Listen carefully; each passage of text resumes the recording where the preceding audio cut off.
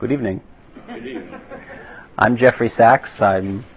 I know some of you virtually from our work on the Web Yeshiva. I know some of you from my last visit when I was here. I was trying to remember when that was. About 2 years ago? It was the other shul. It was my first time here. Yeah. And it's great to be here in the new Lincoln Square Synagogue, which is really something very special. My work, my day job, involves the running of an organization called Atid, the major project of which is the Web Yeshiva. You have this information here about our programs. And because, as those of you who met me before or participate in my classes online know, I'm something of this Meshuga Agnon. So we also broadcast my courses, which are delivered from the Beit Agnon, Agnon's home in Yerushalayim, online. Some of you have participated in them. And you can go back and get the archives. There's now about 40, 50 hours worth of courses online at Web Yeshiva, archived, and you can go back and take a look at those if you're interested. If you are interested, you can jot down your email, and we'll let you know when the next online course is going to be beginning. Welcome to participate. So if you're interested, you can jot down your email, your name and your email. We will send you that information. How many of you are part of the ongoing Agnon group? Okay. How many of you are glad to be here but have never read any Agnon? Okay. And the rest of you are somewhere in the middle. Well, you know that there is here connected to a group of people with Lincoln Square. Right, that's why I didn't say it's a Lincoln Square, but it's a lot of people who are connected to Lincoln Square, and we're all friends. This ongoing group of this Agnon Chug. How many years has it been going on? Oh, that's pretty remarkable. So over the past 3 years, there was this meeting on Shabbatot where you finished Tmol Shel Shom, Agnon's magnum opus.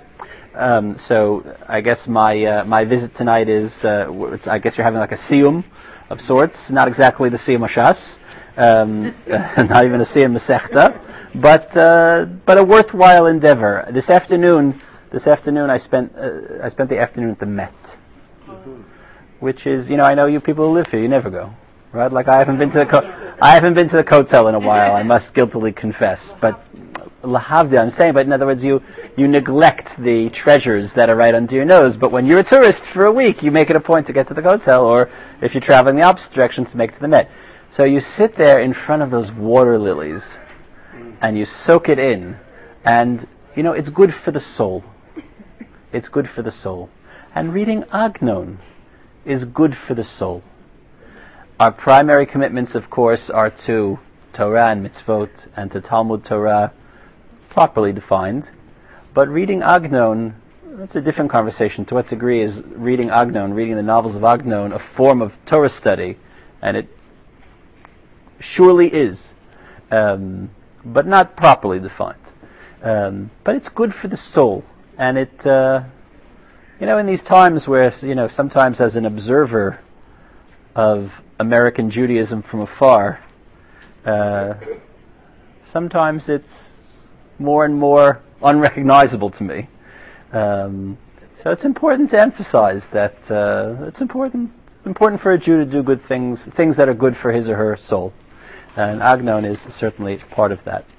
I was asked to give a kind of, let's say, intro to Agnon, and maybe this will encourage some people to join the group as well. An overview of Agnon's novels, with a particular emphasis on a kind of introduction to the new novel the group is about to start this coming Shabbat, tomorrow, day after tomorrow.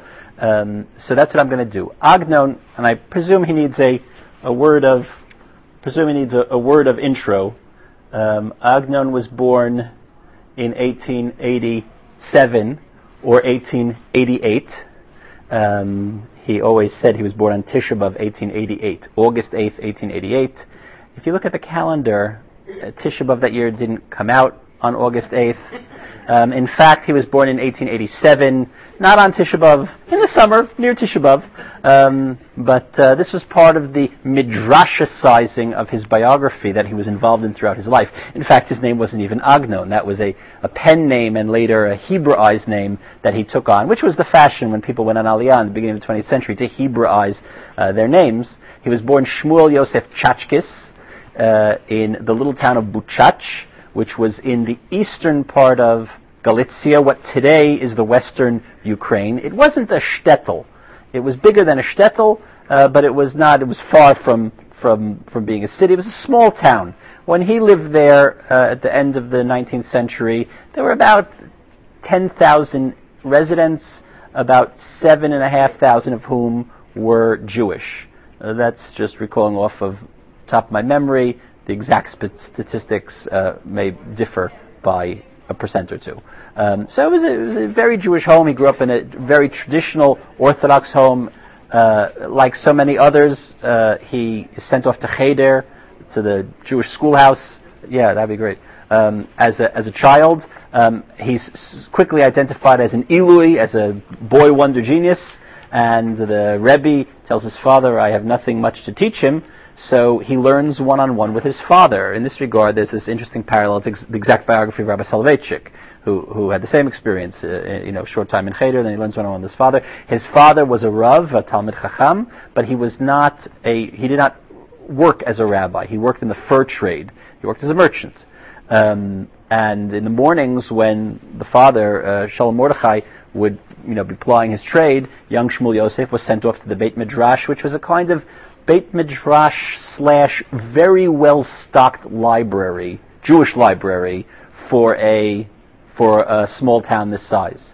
And he would sit and he would read, and he had one of those kinds of memories where he just absorbed everything, remembered everything, so much so that years later, when he spends these years of sojourn in Berlin, the first time he meets Gershom Shalom, who was about 10 years younger. Shalom was working as the librarian in the Jewish library in Berlin. He sees Agnon going through the card catalog. He sees Agnon going through the card catalog, and at that point Agnon was already a somewhat well-known figure. He'd already published. He was this Hebrew author that was visiting from Israel. He was an Austjud. He wasn't a Yeke. He was a Polish Yid, a Galician. Who was there, which was something exotic to these Jews who were, in that period in Germany, there was this kind of renaissance of, not of ritual observance, but of Jewish life and Jewish learning. You had figures like Buber and Rosenzweig and others. Even Kafka himself is sucked into this at one point. And Agnon is there going through the card catalog, and Shalom goes up to him, this kind of quasi-celebrity, says, "Can I help you?" And Agnon says, "I'm looking for a book." You're all old enough to remember what card catalogs are, right? So I was telling this story to a group of like seniors in high school, and I had explained to them what it was. She says, "I'm looking for a book." "What book?" "One I haven't read yet." Agnon did not suffer from excess modesty. He knew his greatness. Around the age of 20, he makes Aliyah. He goes to Yafo in the first decade of the 20th century as part of the second Aliyah, which you read about in Tmol Shel Shom. In this novel, Tmol Shel Shom, the main character, this Yitzchak Kumar, is in no way a projection of Agnon. Agnon very often crafted characters that were autobiographical projections of himself into the story. Yitzchak Kumar is not one of them. The character Chemdat, who you encountered, and then you read this other story, Givat HaChol, the character Chemdat is the closest autobiographical projection of Agnon himself. Yitzchak Kumar is not that projection, but all of the biographical details match up. The dates all match up. The story of a young man going off an aliyah from Buchach, he leaves the town the same time Agnon left. He travels along the same route that Agnon traveled. He lives first in Yafo and then moves to Yerushalayim the same way that Agnon did. His life is completely different. It takes a completely different turn. but all of those biographical milestones that take place up to being bit by a rabid dog, of course. So they all map onto the chronology of Agnon's voyage to Palestine, to Uz. He arrives in Yaffo. Interestingly, at that point, he's removed his yarmulke, and he adopts a life of a secular Jew, which was not at all uncommon amongst young men in the second Aliyah at that stage. Despite that fact, he becomes incredibly close and becomes a great, adoring fan of the great Rav Kook, Rav Avram Yitzchak Cohen Kook, who later becomes the chief rabbi of all of Palestine. At that point is the chief rabbi of Yaffo, and he becomes very close to Rav Kook, who took a great interest in this young man's writings, because Rav Kook thought that part of the return to the national return of the Jewish people to their land also would involve a return to a Jewish creativity, the arts, poetry, the sciences, that it would be a more authentic Jewish creativity instead of a kind of imitating, styles of the West in a kind of Jewishy way. And he identified Agnon's writings as, the hallmark of this. I'll cut the biography short. He goes in 1912 for what's meant to be an extended period of time in Germany, but World War I breaks out. He gets stuck in Europe, incidentally. The same thing happened to Rav Kook. And he got married, and he had 2 kids, and perhaps you've heard of people that want to go on Aliyah, and they're on the 5-year plan. I'm not trying to make anyone feel guilty. But I have a friend. I've been living in Israel 20 years. When I went on Aliyah, he was also coming on Aliyah. But he was on the 5-year plan. Every time I see him, he's still on the 5-year plan. He just keeps hitting the reset button. So he got delayed. 1924, his house burns down in Germany. With it, his library of many of thousands of volumes, the manuscripts to at least 2 nearly completed works. He didn't do remote backup. It all goes up in flames, and he says, that's it, this is a sign, we're being punished. Returning to Yerushalayim, he returns to Yerushalayim. At a certain point, he moves out to the Talpiot neighborhood, which was really then just a suburb of Jerusalem. 1931, he moves into the house that is now known as the Beit Agnon. 1966, they gave him the Nobel Prize. Lots of things happened in between. He had this very long writing career. The comparison to Kafka that I mentioned earlier, or before we started rather, to those that were sitting here, Agnon was very often compared to Kafka. It was a comparison that he strongly objected to, even going so far as to make the outlandish claim he'd never heard of Kafka, never read him, wouldn't know where to find him on the bookshelf. Somebody visits the Beit Agnon, they see there's in the library like a well-worn copy of Kafka. Somebody says to him, I thought you never read him. He looks at it, he says, must be my wife's. But what he meant was that the comparison between his writings and Kafka's writings, even though they bear certain similarities, don't confuse similarities with influence. And they may have come from someplace else. Last night at a talk I gave uptown at YU, and in this course that I recently gave online, I discussed the influence of Rabbi Nachman of Breslov on both of them. And the influence of Rabbi Nachman on Agnon would have rendered much of Agnon's writings no less Kafkaesque, what we call Kafkaesque. But even Kafka didn't invent the Kafkaesque, didn't invent the surreal. He just perfected it, and we call it on his name.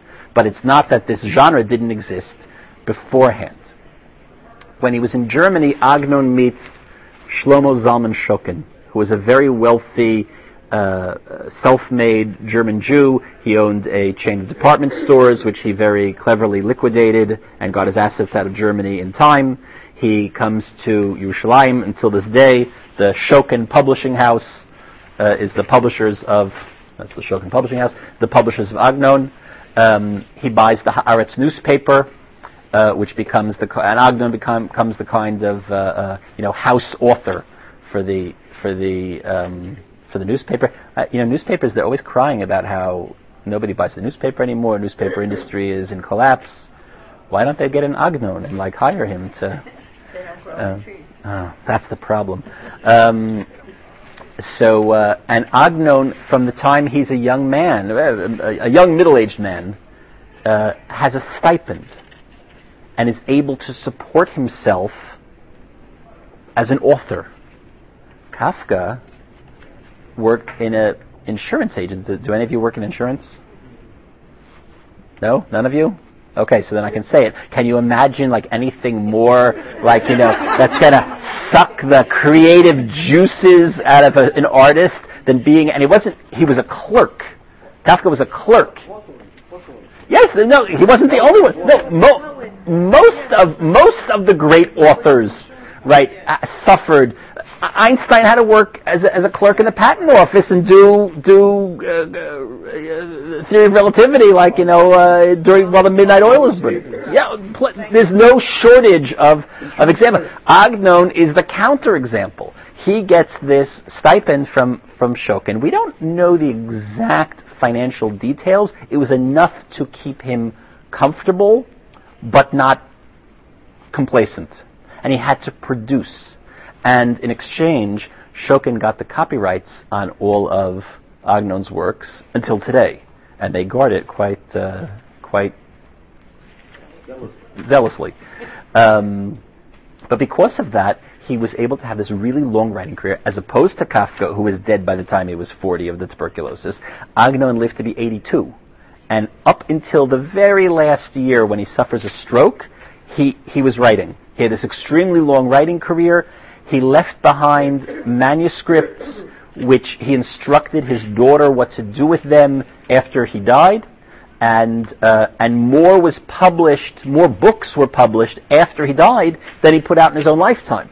So he had this extremely long writing career. He wrote in many different genres, in many different styles, from the very, very, very short story, the novella, which may have been the form that he perfected most, was the best form for him. Some of his greatest works are in that form. In this series that I'm now editing of these new revised translations and new translations in English, the next volume hopefully will be a collection of 4 novellas, headlined by a new translation of Shnei Talmidei Chachamim Shayu B'Yirenu, one of his really great works. And so keep your eyes open for that. And the translator of one of the translators of, who is this next to you?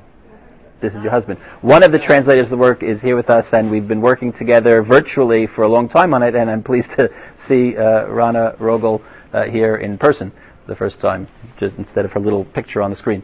But the novels presented a particular problem. From very early on, he wanted to be a novelist. Right? Like we have the conception of the great American novel. Right? So the great Hebrew novel, that was the mark he set for himself. And he in fact published in his lifetime 4 big novels, and one even bigger novel was published posthumously. Is Ziva Shapiro? Yeah. Oh, well, and here's Ziva Shapiro, another person I've been working with virtually all this time. Nice to meet you in person. We'll talk about you in a second.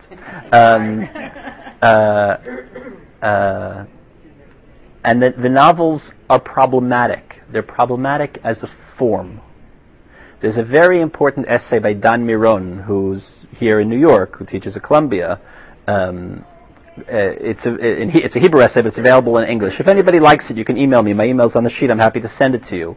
The essay in English is called Domesticating a Foreign Genre, Agnon's Transactions with the Novel. And it's, besides the fact that it contains a very good summary of all of his novels, it describes the problem that he had with the novel as a form. That the novel itself, the whole idea of a novel, is a very European genre. No Jew had ever written a novel. Jews had written sipurim. Right? They had even perfected the sipur as a kind of literary, didactic, religious genre in the world of Hasidic stories. Both the kind of Hasidic stories, we all recognize as Hasidic stories. Little boy goes into shul, he doesn't know how to daven, so he blows a whistle, and the crowd gets upset, and the Baal Shem Tov says, no, don't you know, his tefillah is better than yours, because he's really sincere and you're all fakers. Is there anybody who hadn't heard that story before? right? Kind of like a classic, famous Hasidic tale, which exists in many different iterations in different genres. There's some that didn't like the idea that the story is that there's like an antinomian element. The story takes place either on Rosh Hashanah or Yom Kippur, the playing of the flute or the whistle on Rosh Hashanah, Yom Kippur, and then that being validated by Baal Shem Tov was considered problematic by some. So there's, like a different Gilgul of the story where he whistles. There's another one where he doesn't know how to daven. All he knows is the Aleph Bet. So he says Aleph Bet Gimel Dalet Hey Vav Zayin, Aleph Bet Gimel Dalet Hey Vav, etc., etc. And they're starting to annoy the people around him. And he's, HaKadosh Baruch Hu, he knows the tefillot. So he'll just take all the letters and he'll combine them up however it is. But this is a Hasidic tale that we all know. Or the Hasidic tales of Rabbi Nachman, which are extremely different than the kind of classical Hasidic tale, because they're not Jewish. Meaning they're not explicitly Jewish. The form that Rabbi Nachman used was much closer to Grimm and to the romantic German or European folk tales of a king and a princess and a giant and the whole realm of magical realism, the surreal, right? The dream. So you see the influence on Agnon through that magical realism. If you know the stories of the Sefer HaMa'asim, this collection of short stories of Agnon's that are highly surreal. But Agnon sets off to write the novel. His first novel, here's the collection of the collected works now. His first novel is called Hachnasat Kala. In English, it's translated as The Bridal Canopy. It's a very problematic translation. The translation was already done in the 1930s. The book first came out in 1931. The plot is set in the 1820s. It's almost even hard to call it a novel. Because what it is it's a frame story. And in this, he was probably influenced by Cervantes, by Don Quixote. It's the story of Rabbi Yudel Chassid. If you read Smol Shel Shom, then you've heard about Rabbi Yudel Chassid. Rabbi Yudel Chassid, this poor pauper, righteous man, but a poor pauper with 3 indigent daughters, living in a hovel. The eldest is coming of age. He needs to raise a dowry. So the Rebbe sends him off to go a schnorring in the town with his wagon driver, Reb Nota. Right? It's Don Quixote and Sancho Panza. And as they go along, and Professor Avram Holtz has this very important annotated edition. It's the only properly annotated edition of an Agnon work. He has this map that was actually prepared by his wife, by Dr. Toby Holtz, who teaches here at Barnard. This map on the end piece tracking the cities that this Reb Yudel travels, and the different tales that happen to him along the way. So, to a certain degree, it's not even properly considered a novel. The translation, it was translated already in the 30s. Interestingly, it was the Book of the Month Club selection, which I think must mean, I think it must mean that Shokin paid off the Book of the Month Club in order to do it. And there was this, I don't know who prepared it, whether it was the translator or it was the publisher, but could you imagine being this like Iowa housewife, who's never met a Jew in her life, and she gets this novel about Rabbi Yudel Chassid, this holy, righteous man in Galicia, in Poland, in the 1820s, and the translation itself, the translator aimed for a kind of antiquated air. Meaning even in the 1930s when it was translated, it sounded antiquated.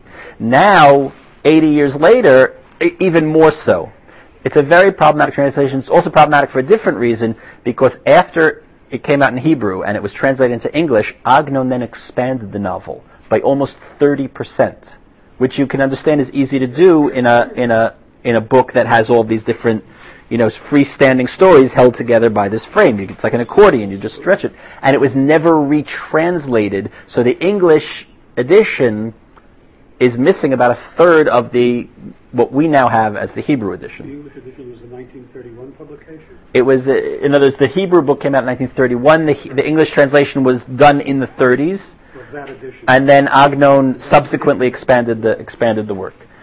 So it's a problematic translation. It wouldn't be sufficient to revise it it needs to be translated from scratch. The next novel, which is the first proper novel, is Sipur Pashut, a simple story, which was just issued last week in Yerushalayim. I'm pretty sure this is the only copy in North America yet, but you should be able to get it soon, in a revised translation. It's the tale of, this is a classic, Hillel Halkin translated it in the 80s, and I worked with him to revise the translation. There were inevitable typos, and every time it was reprinted, the typos, it was just an offset. It just because it's the first time it's been reset. So the typos, po v'sham, every translator reconsiders choices that they make. So it was an opportunity to revisit that, fix the odd error here and there that were there, inconsistencies in translation and things like that. And then I wrote a new preface, and we added a bibliography of kind of annotated bibliography of everything that's been written on the work in English, on the assumption that somebody who's reading in English is not going to also then go off and read the literary criticism in Hebrew, but wants to know what's been written on in English, so to make that available. I'm particularly proud because I took the cover photo. It was completely interesting story. I went up to Halkin lives in Zichron Yaakov, so I went up to Zichron Yaakov to have this working session with him. And I'm walking around Zichron. Zichron's very beautiful, but I never get up there. And I'm walking around. There's this old door. If you want, I'll pass it around. And I took a picture of the door, and then when we were looking for a cover image, it struck me, that central image of Al Kapot HaManul, at the handles of the lock, that image that's taken from Shir HaShirim as the kind of metaphor for, the blocked love. The lover and her beloved, they're on opposite sides of the door, but you're not going to get out of bed, you're not going to dirty your feet. There's something in the opportunity for love and for happiness and for reunion, or if you take it on the level of the nimshal, the meaning, the allegorical meaning of the unity or the division between God and the Jewish people being divided at the handles of the lock, in the phrase of Chazal. So that was the association, and that's the central theme of the book. The book tells the story of pass it around if you want, of young Herschel Horowitz, who's the son of middle-class Balabatish merchants in a little town called Shibush. Shibush is Buchach. It's the literary doppelganger of Buchach. Shibush means mixed up, muddled, mistaken. One of our Web Yeshiva students in Poland, we have quite a few Web Yeshiva students in Poland, and there's something, poignant about sitting in Yerushalayim teaching Agnon stories about Poland back to Jews in Poland today. Told me that in Polish, a shibushel is, in Polish Yiddish. Anybody here speak Polish Yiddish? Significant coin. And it's a gornished, nothing, a postage stamp, right? So that meaning presumably would not have been lost on Agnon. So any chance that he had, if Agnon could choose a word that carried two meanings, or a word that carried three meanings, he would always choose the word that could contain more multiple variant meanings. And that way he really was this great midrashic writer. So presuming that meaning would not have been lost, then the idea of Buchach, his town, being Shibush, this kind of muddled mirror of the town that he grew up in, but it also meaning like podunk, like this little no place, this little spot on a map that you would have overlooked. What does Tevye say about Anatevka? Tevye has a line like that about Anatevka. Like, you wouldn't even notice you were there unless you're, except for the fact your boots would have gotten muddied walking through its streets. It's a little nothing. It's a little one-horse town. Young Herschel falls in love with the maidservant Blumanacht, night flower, but of course his overbearing Jewish mother, Cyril, who's very class conscious, is not going to allow him to marry the maidservant. And he's married off to Mina, to a more appropriate match, the daughter of nouveau riche merchants like they are. And this drives him to madness. Agnon is typically cagey, at least telegraphing four possible reasons for why he goes mad. Perhaps there's a curse in the family, perhaps it's the influence of the overbearing mother. You would not be mistaken to read Freud between the lines here. Perhaps Perhaps it's the heartbreak. That's, we're presumed to assume on the first read. Perhaps he's not crazy at all. Perhaps the whole thing's an act to get out of the army. And that multiple reading and that's what I write about in the preface. I first encountered this book in college while suffering a terrible heartbreak. Perhaps you've heard such things happen.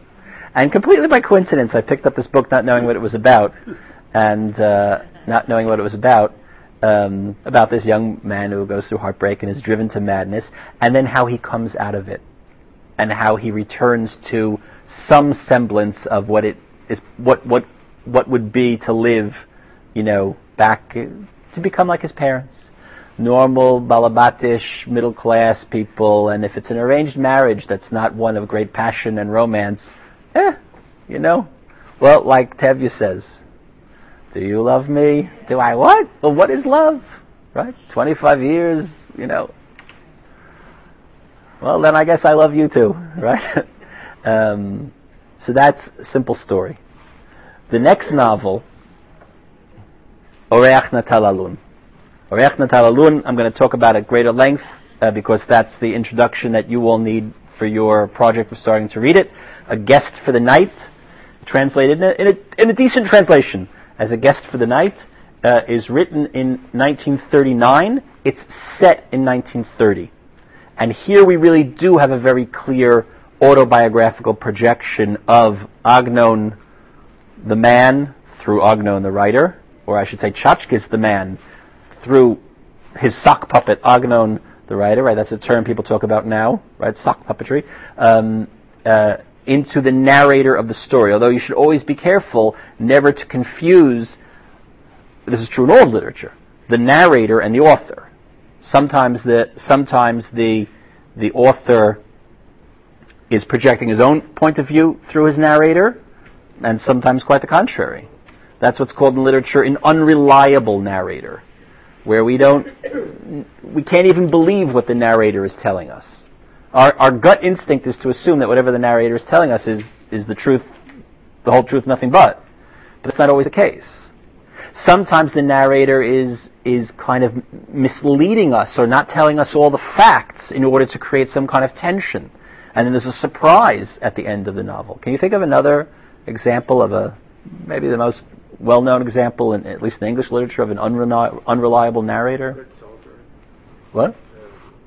A Good Soldier by... A Good Soldier, yeah, I never... By Ford Maddox Ford. Mm-hmm. Okay. So I was thinking of Catcher in the Rye. You remember high school? So you remember Catcher in the Rye, right?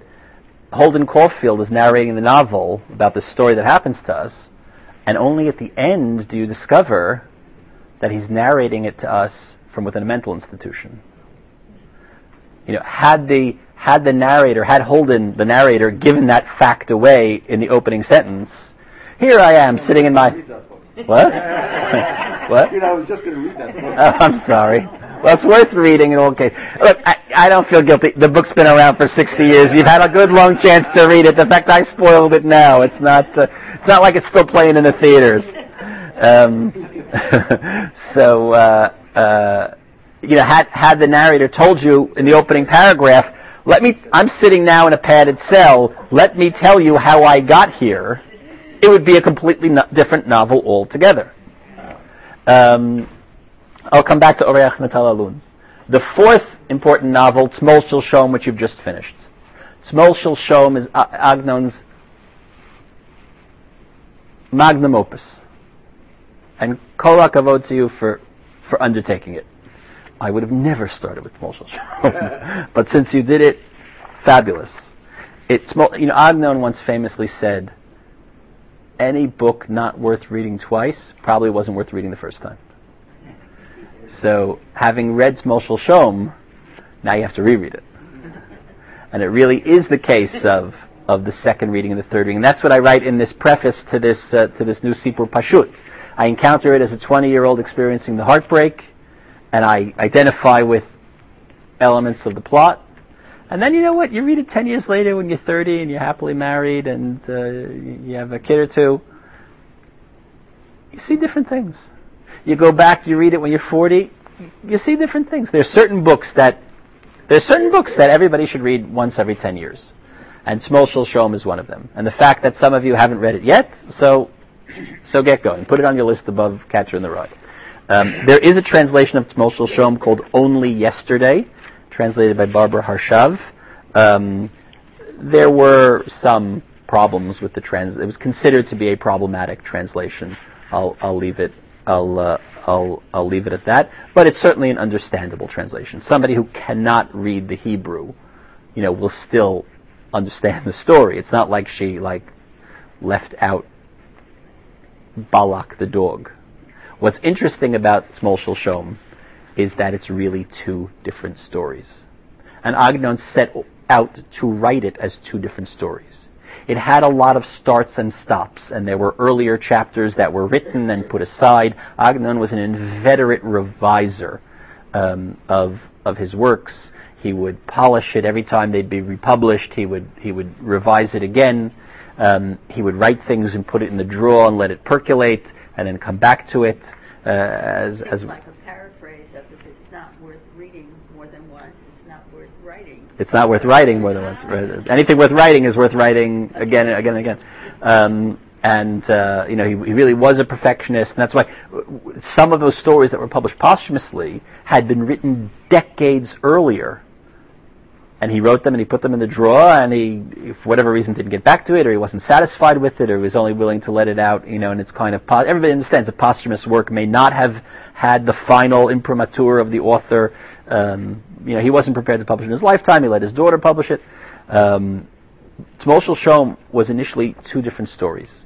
One is this very realistic novel of a young man going off on the second Aliyah, like I said, very much the chronology of Agnon's own life, this Yitzchak Kumer, who happens to be the Ben Beno Shel Bat Bito, the great-great-grandson of Rebbe Yudel Chassid. He even has a little brother left back at home in Buchach, in Shibush, named Yudel, who I guess we would presume is named after his Elta Zedi, Rebbe Yudel Chassid. Rebbe Yudel Chassid lived in a world, the novel set in the 1820s, lives in a world of faith and miracles. And in fact, without giving away the end of Hachnasat Kala, Rabbi Yudel Chassid, despite all of his touring around the schnorring, is saved at the end of the day through a miracle that's almost Deus ex machina, right? At the end, the last minute, case of double identity, of mistaken identity. He's confused for being a rich person, and sometimes, being confused for a rich person helps you get rich, right? Perhaps people that have done an IPO, right? That being confused with somebody who's rich then leads one thing to another, and in a very comic way, they're saved at the end of the day. It's not Deus ex machina, but it's chicken ex machina. His faithful, trusty rooster, they're all starving to death. They've got no food. They've got one scrawny rooster. So shech the rooster and make a soup. No.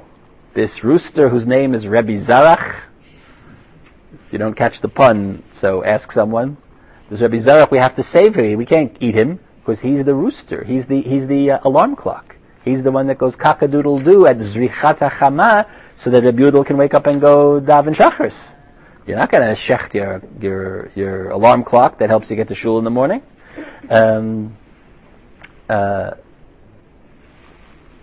Yitzchak Kumer, his great-great-grandson, 100 years later, goes off on Aliyah, and like so many people in the second Aliyah, and that wave of Aliyah leading up to World War II, he no longer lives in a world which is bounded by faith and by tradition.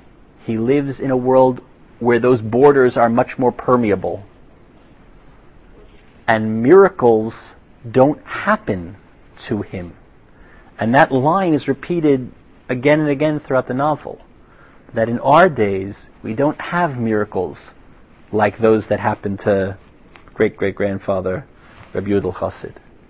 And it's kind of left with this typical openness, this indeterminate question. Is it that miracles no longer happen to us, we who already live on the other side of what we now recognize as this breach. We who live in the beginnings of the modern period instead of the end of the world of tradition. Is it that miracles don't happen for us because we don't believe in them? Or do we not believe in them because they don't happen for us? And he's not chad mashmei. He doesn't come down and tell you. Typically, he leaves this question open. And people will therefore read the work in different ways. People who approach Agnon from the perspective of faith and tradition often find it to be a very profound endorsement of the value of faith and tradition, although you're constantly aware that he's satirizing and he's skewering and he's poking, and he's people that approach Agnon from the perspective of a more critical, of a more what I'll call modern perspective, often see him as the great critic of religion. Amos Oz famously wrote this rather problematic book. I mean, it was problematic. It was roundly criticized. Oz, of course, is a novelist, but he wrote a work of literary criticism. It was translated into English as Silence of the Heavens. It's an analysis of Agnon's treatment of religion. And the lengthiest chapter there, about half the book, is dedicated to an analysis of Tmol Shel Shom. So we have this. It's available in English also. In Hebrew, it's called Shtikat HaShamayim. That's Tmol Shel Shom. That's Tmol Shel Shom. No, that's only half of Tmol Shel Shom. That's the realistic half of Tmol Shel Shom. The surrealistic half... What did you say? It's a longer conversation. The surrealistic element of Tmol Shel Shom, which starts off as a different book, is the story of the Kelev Balak, a Jerusalem stray dog, who's not, it's not the kind of book where humans and animals can interact, where they can speak to each other. But we, the reader, are privy to the thoughts of this sentient dog. And he's a very Jewish dog, right? He's thinking about Cheshbon HaNefesh, and Tzaddik V'Ralo, and why the righteous suffer, and reward and punishment, and without giving away too much, these two characters, Yitzchak Kumar and the dog, their lives become intertwined. And a full third of the book is given over to telling the story of Jerusalem and what's going on through the perspective of this dog Balak. Balak is dog spelled backwards, is Kelev spelled backwards, except for the fact that it's not. And that's part of the humor of how he gets this name, because Kuf and Kaf. When the translation was reviewed in the New York Times book review, I forget who reviewed it. The reviewer very cleverly, the headline, whether it was the reviewer or was the editors, put as the headline, "Dog spelled backwards." In other words, dog spelled backwards is God, and the presence of God and the presence of punishment, and these are all issues that are in there. So the fact, Agnon would have enjoyed the fact that the wordplay works also in English. The end of the day, the dog bites Yitzchak Kumar dies of rabies, so I've given it away, but there's more to it than that. That's Tmol Shel Shom. It's the great tale of the second Aliyah. Agnon's fifth novel, his posthumous novel, the novel that gave him the most trouble, was Shira, which we also just put out in revised translation, and the translator, Ziva Shapira, is here. So also nice to meet you. It was initially translated in the 90s. Doesn't feel like that long ago. Right. So originally translated in the 90s, and it was republished here and there. And now we've in this series that we're putting out with the Toby Press, we translated it. We republished it with a few revisions to the translation. And a few other ancillary things as well. There was, in the initial volume, in the original edition, an afterword by Robert Alter. And Alter did something interesting. He analyzed the story partially through looking at the paintings. There are very many, one of the motifs in the work is the presence of different famous painting reproductions of Rembrandts and others. And and he wrote this essay. It was a very clever way of looking at exploring one motif in the novel. The original publisher didn't think of including reproductions of those paintings. So in this edition, we added that, and I think it's a very useful to the. Altars thing in there too. So we have we republished Altars afterward, but we added in these reproductions of these illustrations, which I think is a handy thing to do. Shira is a novel that Agnon worked on for many decades. Early chapters were published starting already in the 40s. That was, by the way, many of the novels, including Tamil Shel Shom. Chapters would be published in the newspaper, in literary journals, and you understood that you were just getting a taste of what was to come. It's the story of Manfred Herbst, a German academic who's come to Yerushalayim. It takes place in the 1930s. The novel is spread out over a number of years. He's a German academic, German-Jewish academic, studying Byzantine tomb inscriptions. Agnon loved to satirize the academics, particularly the Hebrew University. You must have seen this film that came out the year before last, Footnote Herat Shulayim. There is a significant element of Shira in Herat Shulayim. As a matter of fact, in the next edition, it's coming out in the next few days, of the Jewish Review of Books, I translated a chapter from the archives, not a chapter that's included as part of the main novel. Agnon left all types of things on the cutting room floor. There's a satirical sketch of academic politics. Anybody who's spent any amount of time in a university, either as a graduate student or if you have had an academic career, you will recognize this.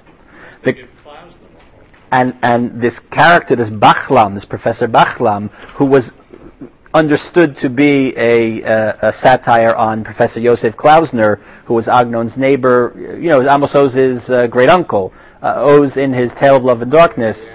That Natalie Portman right now is filming a Tale of Love and Darkness in Yerushalayim, and I really wanted to get in touch with her and. Who doesn't want to get in touch with Natalie Portman?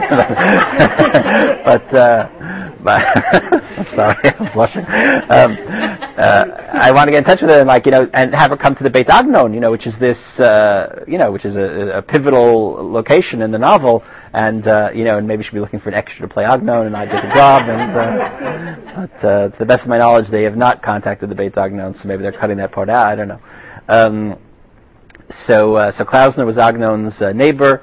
And they had this famously chilly relationship, so Agnon really skewers him in this character, this Professor Bachlam. So in this chapter, which will be appearing as an excerpt in the next Jewish Review of Books, I assume it'll be online next week. There's this very sharp satire of the academic politics, but that's all the kind of semi-comic or tragicomic side plot. This university professor toiling away, trying to get tenure, trying to finish his great masterpiece of research, Agnon describes him as like a shepherd tending his flock of index cards, and he's got all the index cards. He's quite literally the academic who cannot see the forest for the trees. He's got all these index cards. He can't put it together. He can't finish this great work, which will hopefully grant him tenure and let him advance in the university. And he's being held down, and his very name is Herbst, which in German means autumn, fall. Like so many seasons, days falling away, like so many dry leaves. Literally a man in the autumn, moving, through middle age, passing by, loaded down by departmental politics and domestic obligations and children and all these other things that are keeping him from accomplishing what he needs to accomplish. But that's all the side plot. The main plot is an extramarital affair that he initiates on the very night that his wife is in hospital giving birth with the eponymous nurse Shira. And how this love affair becomes this obsession which is partially responsible for derailing him from all of the things that he should be focusing on in life. But midway through the novel, Shira disappears. And his search for her is also part of what eats away at him. And it's not clear what happens to her. And the novel was left unfinished. And after he had published a number of chapters, he put it aside, came back to other things, and he never got it going. At the very end of his life, he enlisted the work of his daughter, Emunah Yaron, who became his literary executor. She's still alive. Can I know her? She's 93. She still comes around to the Beit Agnon. She's not quite as spry as she once was, and she was responsible for putting out all the books. On Agnon's first yard site, they published Shira. But it does not have a definitive ending. And in fact, both in the Hebrew as well as in the English translation, there's the ending and there's an alternative ending. The alternative ending, which seems to be the one that Agnon put aside, is the one that most people who've read the novel, they assume that is the ending.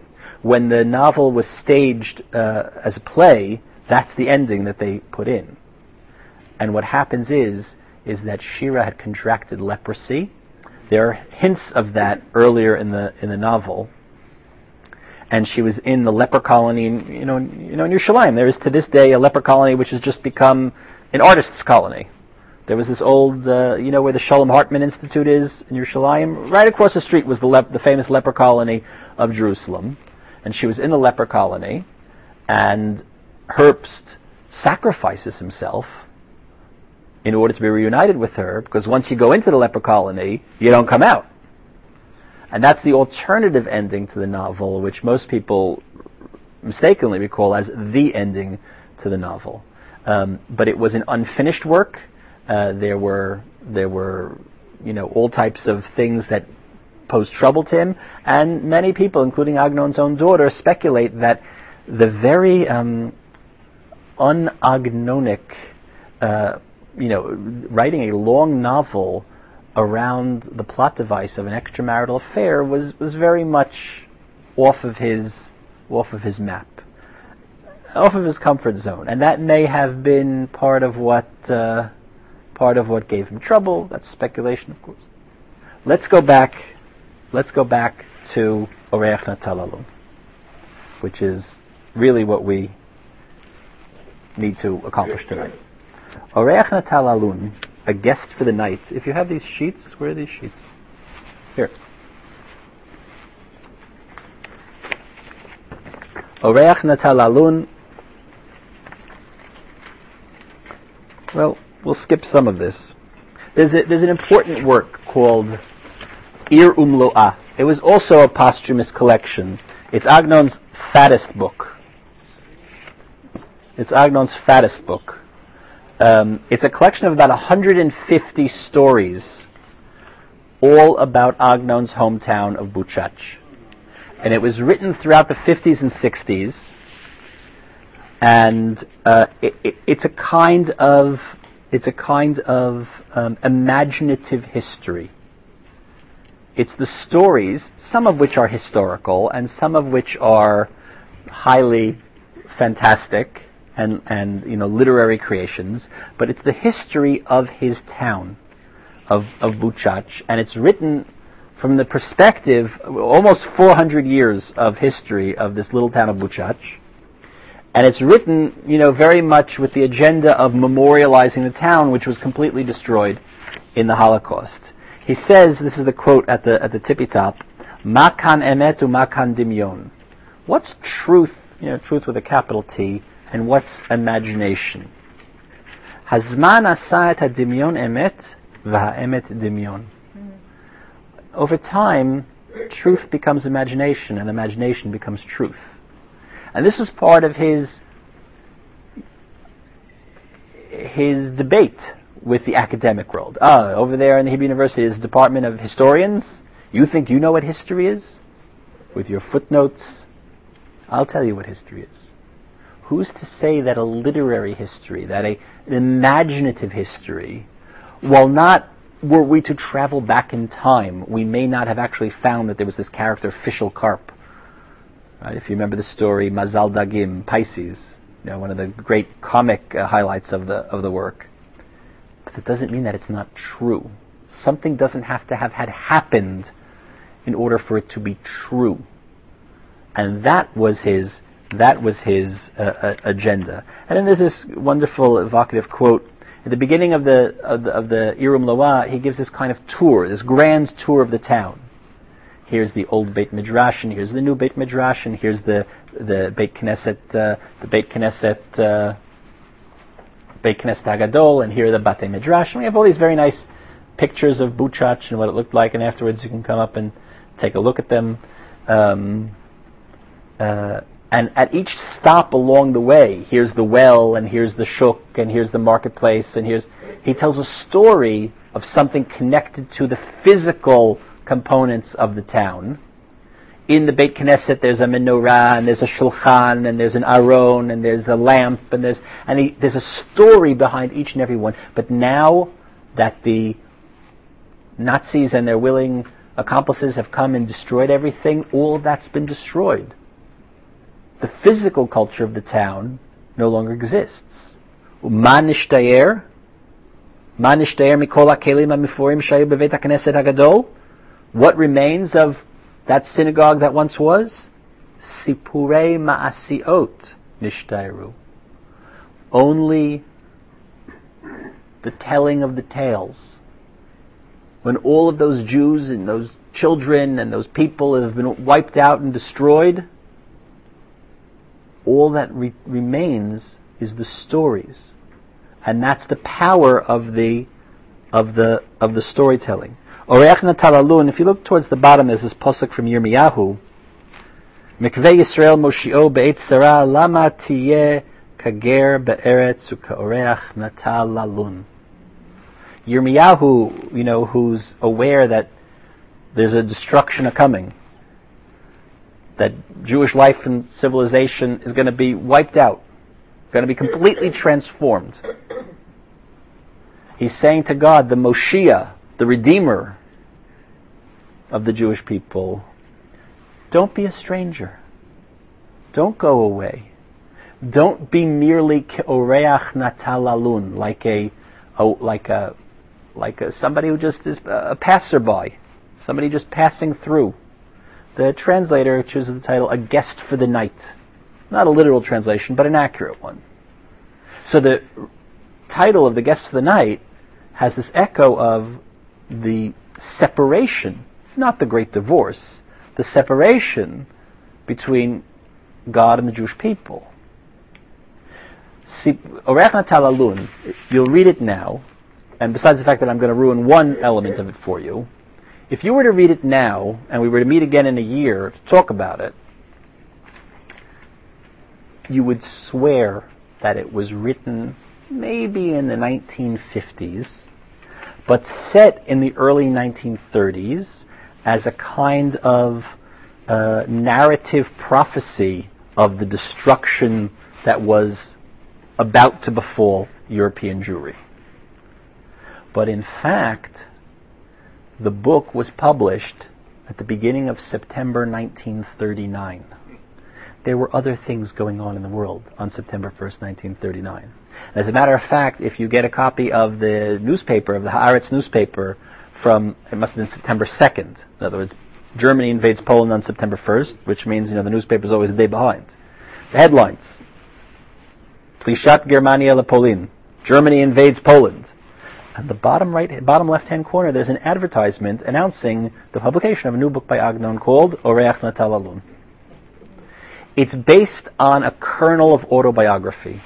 In 1930, the first collected writings of Agnon were going to be published by Shokin. Then it was 4 volumes. Believe it or not, in 1930, the printing industry was not sophisticated enough in Israel to publish 4 Hebrew volumes according to the standards that both Shokin and Agnon wanted. So it's published in Germany, in Leipzig, was the center of Hebrew publishing in Europe. It's 1930. It's not it's just around the corner. But the center of Hebrew publishing is still in Germany. Agnon goes for the summer back to Leipzig to supervise the project while the typesetters are setting the type, which was another thing I had to explain to these teenagers. They had no idea what I was talking about. While the typesetters are setting the type in the printing house, Agnon's revising. So they call up Shokin and they say, you got to get rid of this guy. So they physically removed him. He was not allowed on the premises because the project would never get done. And the books are published, and on his way back home, he makes a detour through Galicia. At that point, his parents had both passed on. His siblings had all left. Agnon was the eldest of 5 siblings. All of his siblings had gotten out of Europe before the war. Some went to Israel. Some came here to America. He had maybe an uncle or two. He had not really ever been back to Buchach. It's like this fascinating case. He left Buchach before he was 20 years old, but he never left. In other words, you can take the boy out of Buchach, but you can't take the Buchach out of the boy. And he continues writing it and occupying it and living it throughout the rest of his life. He'd made one very brief visit when he was living in Germany when his father was dying.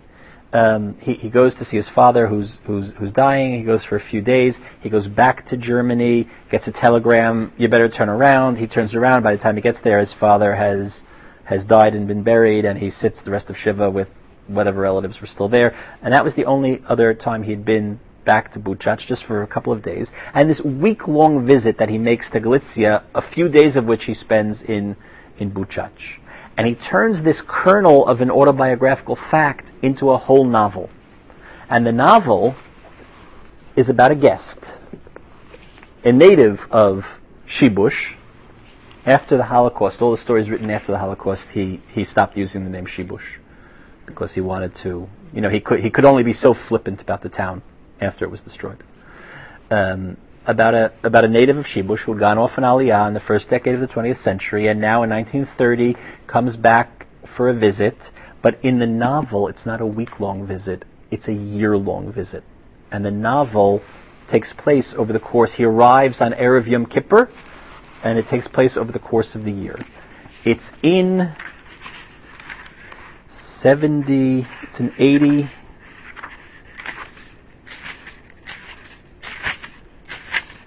80 short chapters. It's actually quite good for a book club if you're going to be meeting every week. It'll take you 80 weeks, right? Because it's not so long. And it was initially serialized in the newspaper. That's why Dickens also had these kind of short, episodic chapters, because it was initially serialized chapter in the newspaper from fall of 1938 to the spring of 1939, and then it's published in book form in September 1939. But it is a dark prophecy of the destruction that's about to come, which is why if you read it, you're certain that it's written after the Holocaust. What would you say, a retro, what? It's quite depressing. Well, have you read it? So it is depressing, but it ends on an optimistic note. And in this, it's quite unusual for Agnon, who was not always optimistic. He wasn't a pessimist. He was usually, pardon the expression, agnostic between optimism and pessimism. Meaning, he's usually indeterminate. You're usually left hanging at the end, except for the works that are tragedies, and the tragic genre is something that he really did, work very well in. But the works that are not explicit tragedies, where the characters end, in a cemetery, dead at the end, or in a leper colony, the works are often left indeterminate. We don't know what happens to Blumenacht at the end of Sipur. We don't know what happens to Blumenacht at the end of Sipur Pashut. That's the right, and the not the alternative ending. The ending of Shira, the ending that he chose, was we don't know what happened to Shira, and he says Shira lo erecha. I won't show you Shira. What happened to her? I won't tell you. It's left up in the air with this puzzle, with this riddle. That was the method that he chooses. Here, there is an optimistic ending despite the pessimism, but it is a description of the destruction, the utter destruction, physical, spiritual, material, emotional, economic, that took place after World War I. And we overlook that. Because the tragedy of the destruction of World War I, 20 years later, is grossly overshadowed, like a candle in the daylight, by what happens in World War II. But in that interwar period, World War I was this calamitous experience on all levels, and in the Jewish community, no less so. And it's this description he gets there, and I don't want to ruin the plot, but I want to explore one motif. I have some quotes here in the Hebrew, but it's getting late, I'm not going to read the whole thing. The narrator comes and he sees this old hometown. It's, the population has been decimated, and the kind of way that tradition was the whoop and wharf of Jewish life has been eroded. Even the old Beit Midrash is shuttered and closed. He says, how could this be? How could it be that the old Beit Midrash is shuttered and closed? This old Beit Midrash where the author himself had spent his boyhood. So the town elders say, look, if you're interested, here's the key. Open it up. So he opens it up. He buys wood, stokes the fire, heats up the place, puts out a little coffee and rugelach, whatever it is. And that's why they come. But they come back to learn, and he gets a minyan going, and there's this revival of Jewish life. But he knows in his heart that they're coming because they can't afford to heat their own homes. And here in the Beis Medrash, at least in the winter, it's warm. At a certain point, the key goes missing. He gets to shul one morning, goes to take out the key. It's not a little key like we have. It was, like a proper, you have some pictures there on the sheets, a right proper big metal key. It's missing. Along comes Daniel Bach. You have it here on the sheet. Daniel Bach is the kind of like town, where's my sheet? Oh, here. He's kind of like the town, I wouldn't call him the town apikoris, but he's somebody who's left the life of traditional observance. He's missing a leg. He'd lost a leg. And the description of all the people in the town, of the maimed and deformed people who in World War I, this one's missing an arm, this one's missing a leg, this one's missing, as a character is missing a nose. He's got this hole in the middle of his face, and it of course affects his speech. He speaks in this kind of like whistle because he doesn't have a nose. And this is what it was like. Now, they didn't have plastic surgery, and they didn't have prostheses and things the way that we have today. And this was a description of people that came home from war, and it's of course a metaphor for the destruction that's taking place both in the physical world but in the spiritual world as well. You have it here. It's on this page at the bottom of the column. That's from pages 77 and 78. Yom echad matzati Daniel Bach. You see how he spells Bach? Bet, Chipchak, Chet. Shachar raglo shel etz v'amar yaseh mar kederech shasiti ani. So Bach says to him, well, you're missing your key. You should do what I did. I used to have a leg. Now I have a replacement leg. I've got a peg leg. You used to have a key. Make a copy. So they call the locksmith. The locksmith comes, breaks open the door, makes him a new key. The next paragraph in the center. Hamasger kiyem et haftachato v'asali mafteach. The locksmith makes him a new key. Natalti et hamafteach v'amarti et mol haita gush barzel. Yesterday you were but a lump of metal. Natan b'cha ha'oman einav v'asucha kli chafetz. The artisan, the locksmith, put his mind to you and transformed you from a lump of metal into a precious object, to a useful tool. So I said to myself, Et mol hayita gush basar. Yesterday you were just a hunk of flesh.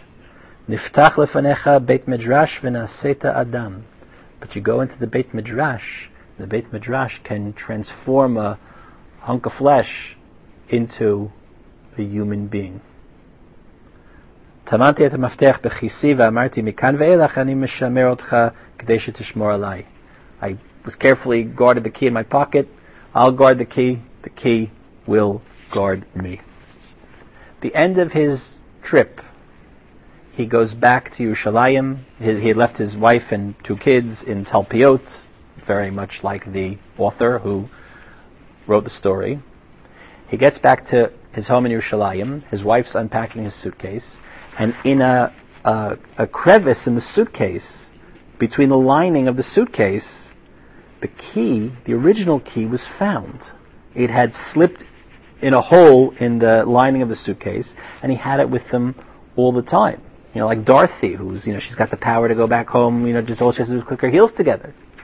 It was with him the whole time. So she says, what are you going to do with it? You should send it back to Buchach? She says, why should I send it back to Buchach? They have the replacement key, which they don't use, because after he left, the whole operation went bust. So they need 2 keys to the base measures they're not going to use? I will save it here. And then he makes reference to, in that way that Agnon, of course, always weaves together the Midrash and Chazal and the Agadot, to the rather well-known Gemara in Megillah, you have at the bottom of the first page, that describes how in the days of Mashiach, the Batei Midrashot, the Batei Knesiot Shebebavel, all of the synagogues and study houses in Chutz La'aretz, in the diaspora, that they too will miraculously be transported to Yerushalayim. So I don't have to send it back to the base medrash in Buchach, because soon enough the base medrash in Buchach will come to me. And then you have here on page 440, Amarati v'tzafanti et hamaftech b'teva v'taliti et hamaftech hateva al libi. I placed this heavy metal key in a safe box, locked it up, and then the key to the safe box, the key to the key, I wore on a chain around my neck. V'lama lo taliti et shel beit midrashenu hayashan al libi. So why didn't I just wear the actual key around my neck? Mipnei she'ein halev yachol lahachziko machmat kvedo. It was too heavy. שהאומנים הראשונים היו עושים מפתחותיהם גדולים כבדים ואינם לפי שיעור ליבנו. It's too big. המפתח צפון במקום שצפנתיו ואני חזרתי לעבודתי. So the key is locked away, I go back to my work. כשהייתי נזכר בו הייתי מחשב בליבי עתידים בתי הכנסיות ובתי מדרשות וכולי וכולי. Whenever I think about it, I recall that Gemara that the synagogues of the world are destined to come to Yerushalayim. ואני פותח את חלוני וצופה לחוץ שמא הם מתגלגלים ובאים לקבוע עצמם בארץ ישראל. I open the window, I look out, trying to peek to see if I can get a glimpse of them. Maybe they're on their way, those synagogues and study halls. אוי, האדמה שוממה ושותק, ואין כל פסיעיהם של בתי כנסת ובתי מדרשות נשמע. The land is desolate, but the footsteps of redemption, the footsteps of those Batei Knesset, those synagogues, they're not heard, they're not on their way. ועדיין המפתח מונח ומצפה עמי לאותו היום. ברם הוא שעשוי ברזל ונחושת יכול לעמוד כך. The key and I are sitting and waiting. The key is made of brass. It can last a long time. אני, שאני בשר ודם, קשה לי לעמוד בי. But I'm just flesh and blood. It's harder for me to wait. That's the end of the novel. It seems like I've given it all away. I haven't. Yeah. Then there's a coda to the novel. There's a character who we met earlier named Reb Shlomo Bach. He's the father of this Daniel Bach. And unlike Daniel, Shlomo Bach is a representative of the old world of faith and tradition. He's the chazan in the shul. The night that the narrator arrives, it's Yom Kippur, he hears Reb Shlomo Bach davening Kol Nidrei. Reb Shlomo Bach had another son, Yerucham, who had gone off on Aliyah lived at Ramat Rachel, the kibbutz, which is right next to Agnon's house, and was killed in the Arab uprisings in the 20s. Old Reb Shlomo Bach is getting on in years, and the Chavrei Kibbutz invite him to come and live with them, live out his remaining days on the kibbutz where his son is buried. And he goes off on Aliyah, Reb Shlomo Bach. And he's really the only character who really is able to maintain his connection to tradition and his connection to the land. And, very often these were dichotomous things. And at that certain point in his life, I told you, Agnon himself made that choice, that when you come on Aliyah, you leave your kippah behind. And it was only in midlife that he returned to it. And Reb Shlomo Bach goes off, but he's an old man on the kibbutz. What is he going to do? He's going to be a kibbutznik. So he goes off to the garden and he sees they're plowing and hoeing and etc. He says, all of those Mishnayot and all those Gemarot about the sanctity of the land of Israel and the laws pertaining to the produce, the mitzvah atliyot ba'aretz, truma, maaser, etc. It was always just this kind of theoretical thing. But now I see it's practical. You're aware that there's such halachot. Shemitah is coming up this year. And there's this beautiful passage where he describes what Torat Eretz Yisrael is. And it's a page that is almost lifted directly out of Rav Kook. About Torat Eretz Yisrael, that in Israel we can implement the Torah. That not just that there are mitzvot that you can do in Israel that you can't do in Manhattan, but that the design of creation is that the Torah is meant to be kept in the land of Israel. It is Agnon's most explicitly Zionistic work. And this Reb Shlomo Bach, the narrator goes off to see him, to visit him, and he encounters him and he tells him this story. The name Bach, what is it? Bayit Chadash. What's it?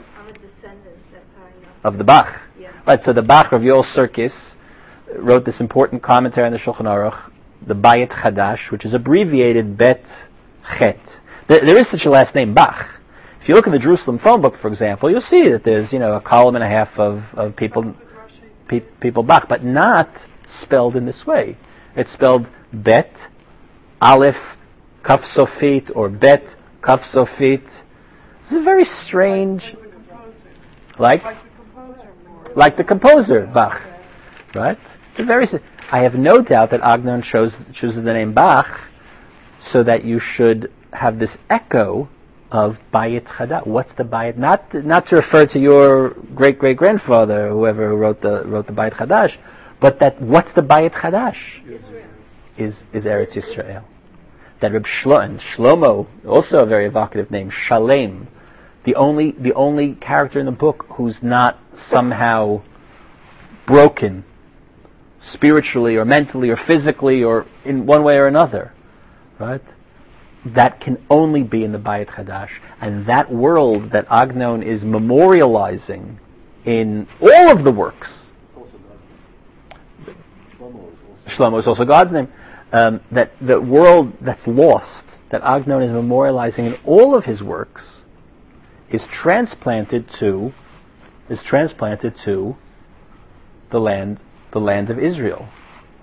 In the Nobel Prize speech in 1966, it's written here on the money. We're changing the money in Israel, I think, later this year. So if you want your commemorative 50 shekel note with Agnon's picture on it, you better get it now. But on the 50 shekel note, in these teeny tiny little letters, is a quote from the Nobel Prize speech. Agnon goes to Stockholm, wearing that big black yarmulke and that tuxedo, and he gets up and he makes this speech. The fashion was that, not every Nobel laureate makes a speech. It's the prize, the Peace Prize has a separate ceremony, and then for all the arts and sciences, it's the literature person that makes the speech, which I guess you can understand he might pull it off better than the physicist. And Agnon makes a speech. Agnon could not speak English. at least not well, and he certainly couldn't speak Swedish. So the minog is that if you speak a different language, you say like the opening paragraph in your native language, and then the whole thing is read on your behalf in English. But there's a recording of it. If you go onto the Nobel Prize speech, you can even see a video. If you go onto the Nobel Prize website, you can even see a video of it. But Agnon gets up there, and he says the following, and this is the famous quote, in his thickly accented Yiddishy Hebrew, which makes you feel good, because no matter how bad your Hebrew accent is, here's the master of the Hebrew language, the guy who practically invents modern Hebrew, and he's got a thicker accent than you do. Mitoch katastrofa historit, shechriv Titus melech Romi et Yerushalayim, v'gala Yisrael me'atzo, noladati ani ba'achat me'orei hagolah. Because of the historic catastrophe that Titus of Rome destroyed Jerusalem and banished the Jewish people, I was born in one of the cities of the diaspora. Aval b'chol eit tamid domeh hayiti alai kemi shenolad b'Yerushalayim. But I always imagined myself as if I'd been born in Jerusalem. And then he reminds the King of Sweden and the assembled crowd that he's a Levi. One wonders what the King of Sweden knew about, the King of Sweden says, so on Mondays and Thursdays, if there's no Kohen, you get the first Aliyah. So he reminded him he's a Levi. And the task of the Leviim in the Beit HaMikdash was to sing the sweet songs of David Melech Yisrael, songs so sweet that no ear has ever heard. And because that job was taken away from him, he was compensated to sing in prose what we formerly sang in praise. And he describes the role of the modern Hebrew author as a continuation of David HaMelech in Tehillim. And he describes the work of the modern Hebrew author, he describes the work of writing modern Hebrew literature, as a form of avodat Hashem, of divine service.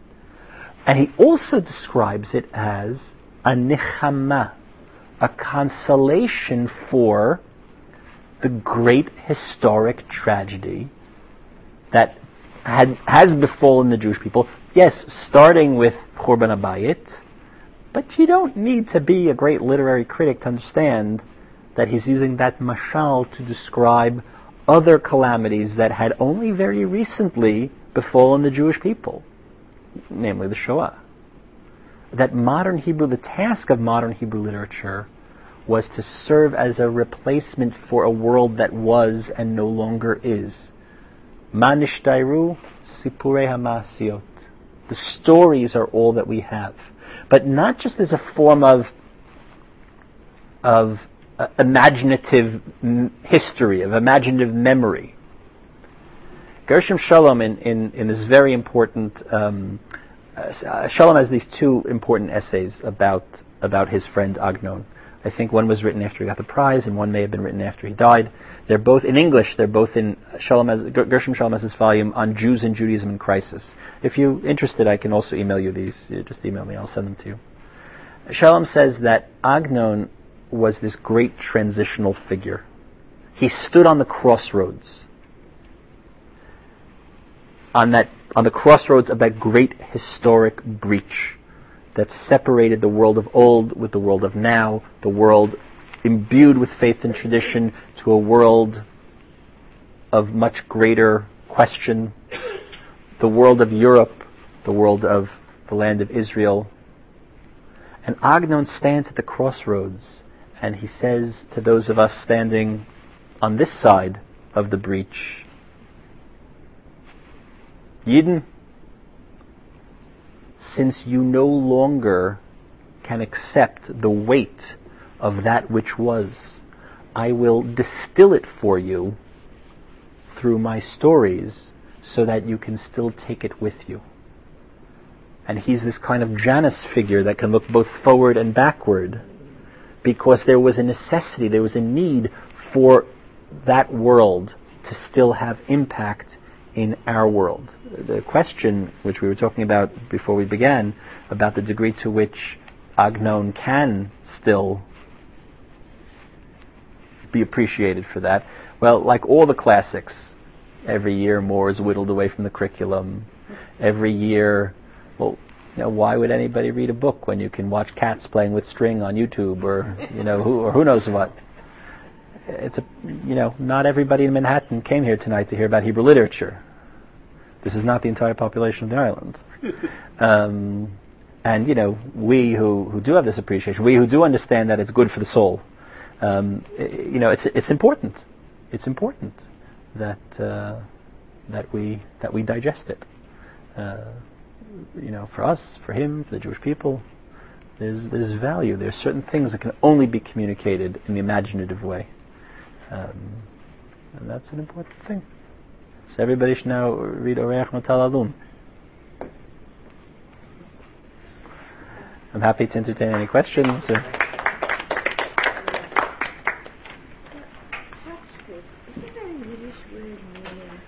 Meaning toys. Yeah. There's some debate about what the etymology of that name Tchotchkes is, but Agnon once said in some Kabbalistic text there's a name of one of the malachim, one of the angels, is something that's somewhat similar, and he said, "Oh, that's it. That's our name."